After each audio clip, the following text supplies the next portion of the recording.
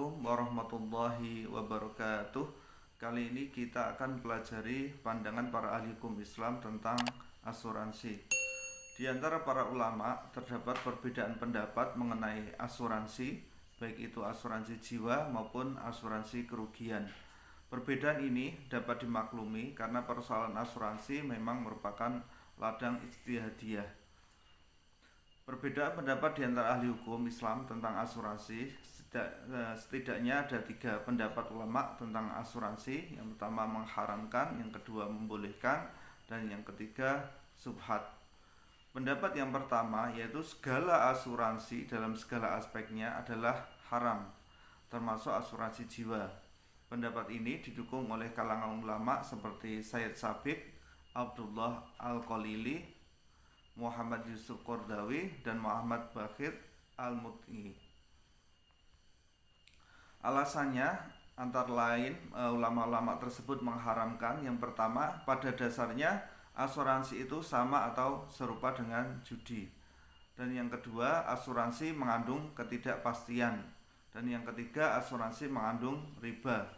Yang keempat, asuransi bersifat eksploitasi, karena jika peserta tidak sanggup melanjutkan pembayaran premi sesuai dengan perjanjian, maka premi hangus atau hilang atau dikurangi secara tidak adil. Jadi hal ini pemegang polis akan terdalimi.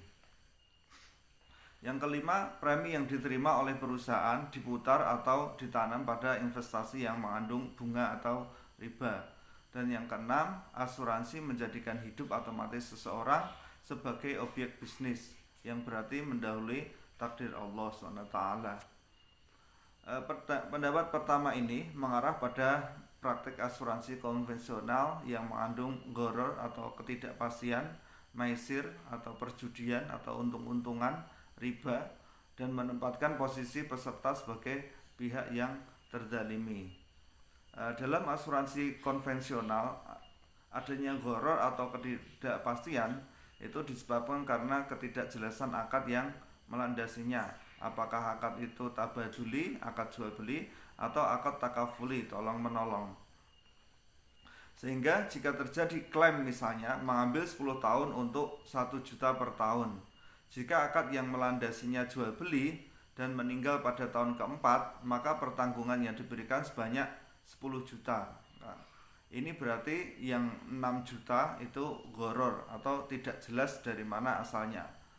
Karena baru 4 tahun seharusnya kan terimanya 4 juta, seperti itu. Sementara itu dalam asuransi konvensional, maisir timbul dalam 2 hal, yaitu seandainya dia masuki satu program premi, biasanya orang itu ada kemungkinan berhenti karena alasan tertentu. Apabila ia berhenti di jalan dan belum mencapai masa reversing period di mana dia bisa menerima uangnya kembali, biasanya 2-3 tahun, dan jumlah ditambah 20%, uang itu akan hangus. Jadi di sini ada unsur maisir.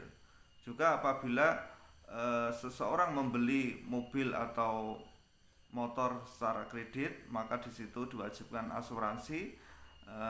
Tapi apabila pembeli mobil atau motor itu tidak kecelakaan atau tidak bisa tidak ada klaim yang bisa diklaimkan lah, itu nanti akan hangus. Itu kan untung-untungan. Jika sering kecelakaan malah mendapatkan klaim yang banyak, yaitu kan untung-untungan, jadi maisir.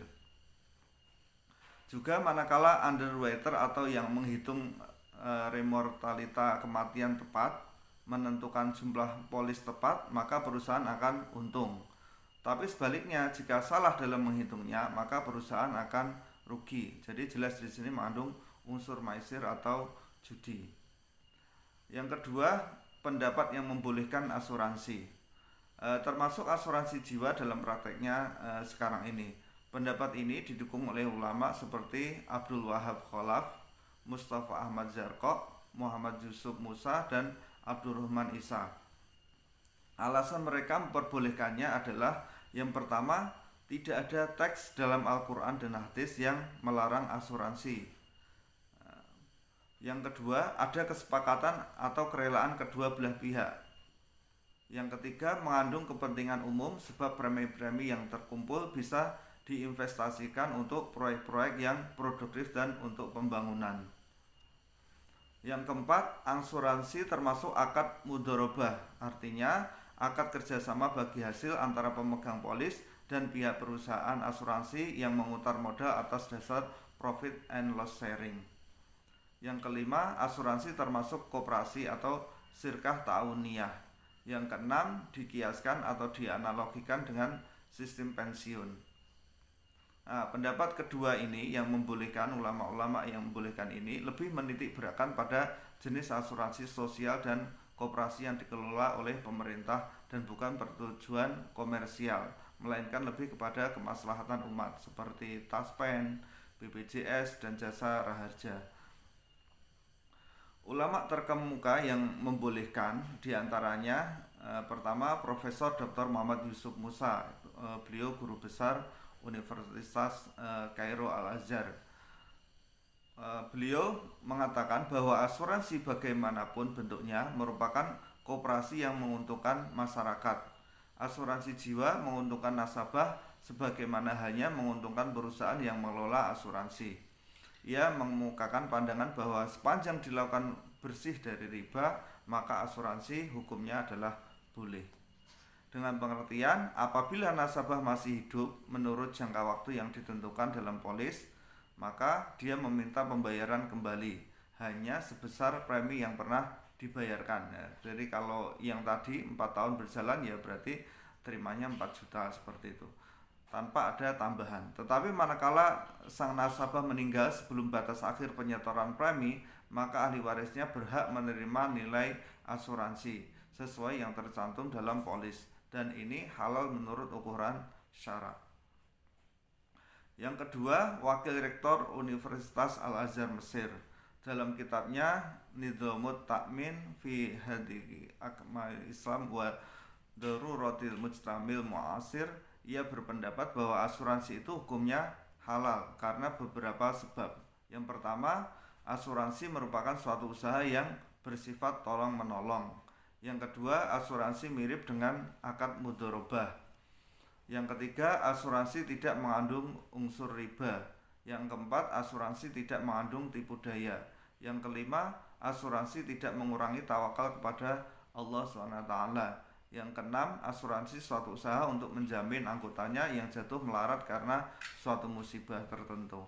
Yang ketujuh, asuransi memperluas lapangan kerja baru. Nah, itu pendapat yang kedua. Sedangkan pendapat yang ketiga, pendapat bahwa asuransi bersifat subhat. Para ulama yang berpendapat seperti ini karena tidak ada dalil-dalil syar'i yang secara jelas menghalalkan atau mengharamkannya. Jika hukum asuransi dimasukkan dalam subhat, kita harus berhati-hati menghadapinya.